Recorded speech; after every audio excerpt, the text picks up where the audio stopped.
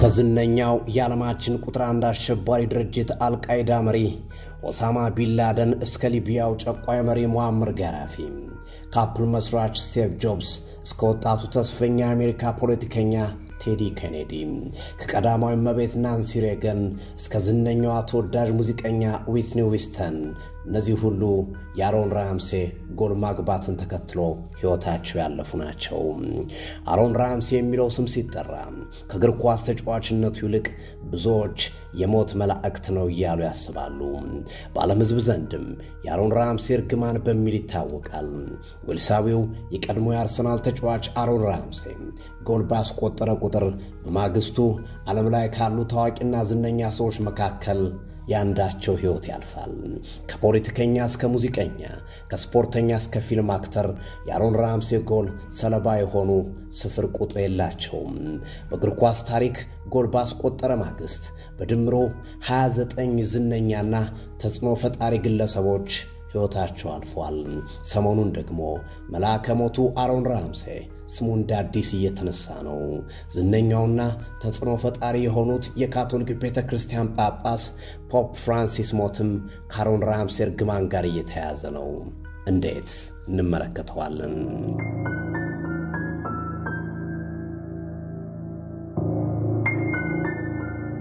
የመጀመሪያው የአሮን ራምሴ ጎል ሰለባ ታዋቂው የአሜሪካ ፖለቲከኛ ቴድ ኬኔዲ ነበር።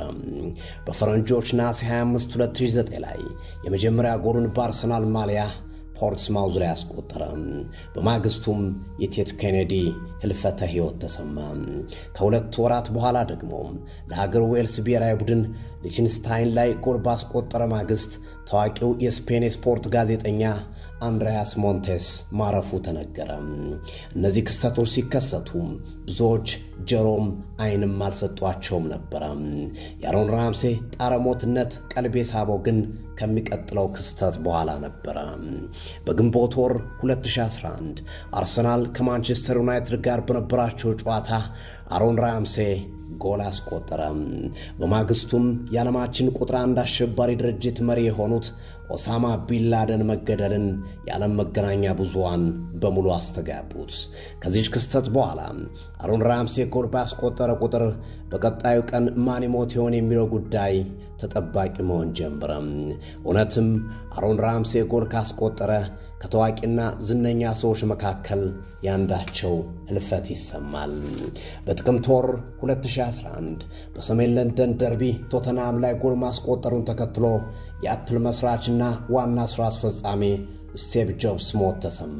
Steve Jobs, the co-founder of US technology giant Apple, has died at the age of 56. በዚሁ በጥቅምት ወር አርሰናል ከኦሎምፒክ ማርሴይ ጋር በአውሮፓ መድረክ በነበራቸው ጨዋታ ላይ ጎል ማስቆጠሩን ተከትሎ የሊቢያው ጨቋይ መሪ ሙአመር ጋዳፊ ህልፈተ ህይወቱን የዓለም መገናኛ ብዙሃን አስተጋቡት። ከዚህ ቀን በኋላ አሮን ራምሴ ጎል ሳያስቆጥር 5 ወራት ቆየም። የዓለም ህዝብም የዝነኞችና ታዋቂ ሰዎችን ህልፈተ ህይወት ሳይሰማ እፎይ ብሎ ሰነበተ። የካቲት 11 2012 ላይ ግን አርሰናል ከሰንደርላንድ ጋር በነበራቸው ጨዋታ አሮን ራምሴ ጎል አስቆጠረ። የዓለም ህዝብና መገናኛ ብዙሃኖችም አሁን ደግሞ ማን ይሞት ይሆን ሲሉ ጠየቁ። ራምሴ ጎሉን ባስቆጠረ ማግስትም ታዋቂዋና ዝነኛዋ አቀንቃኝ ዊትኒ ሂውስተን በቤቷ ውስጥ በተኛችበት ሙታ ተገኘች። የአሮን ራምሴ የጎል ማግባት እርግማን ያልተቀጸፈና ያልገባበት የታዋቂ ሰው ቤት የለም። ታዋቂዎቹ የፊልም አክተሮች ፖል ወከርና ሮቢን ዊሊያምስም የራምሴ ጎል ሰለባ ናቸው። መጋቢት 6 2016 በፍረንጆቹ በሰሜን ለንደን ደርቢ ራምሴ ቶተንሃም ላይ ጎል አስቆጠረ። በማግስቱም መገናኛ ብዙሃኖች ዛሬ ተመስገን የሞተ ሰው የለም በማለት ዘገቡ። ይህንን ዘገባ ሰርቶ ሳይጨርሱ ግን የአሜሪካ ቀዳማዊ እመቤት ናንሲ ሬገን ህልፈተ ህይወት ተሰማ። Former First Lady Nancy Reagan has died at her home in Bel Air, California at the age of 94. ሰኔ 17 2021 በ2020 የአውሮፓ ዋንጫ ዌልስ ከቱርክ ጋር በነበራቸው ጨዋታ አሮን ራምሴ ጎል አስቆጠረ። አሁንም እንደተፈራው የዝነኛ ሰው ህልፈተ ህይወት ተሰማ። የዛምቢያው ፕሬዝዳንት የነበሩት ኬኒት ካውንዳ አሸለቡ የሚሉ ዜናዎች ዓለምን አጥለቀለቁት። ይህ ሁሉ ክስተት ታዲያ አጋጣሚ ወይስ እውነትም የራምሴ የጎል እርግማን? ሐሳባችሁን ስጡበት። ይህንን ዝግጅት እንድናዘጋጅ ያደረገን ሌላኛው የሰሞኑ ግጥምጥሞች ነው። በዕለተ እሁድ በፋሲካ በዓል አሮን ራምሴ በ34 ዓመቱ የካርዲፍ አሰልጣኝ ሆኖ ተሾመ። የዓለም መገናኛ ብዙሃንም የራምሴን በአሰልጣኝነት መሾም በፊት ገጻቸው ዘገቡ።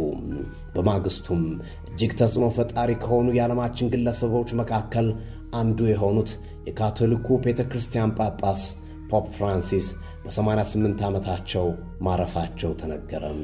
ይህንንም ተከትሎ ጣቶች ወደ አሮን ራምሴ ተጠቁመዋል። ራምሴና የሞት መልአክ መፍትሄ ያልተገኘለት እንቆቅልሽ።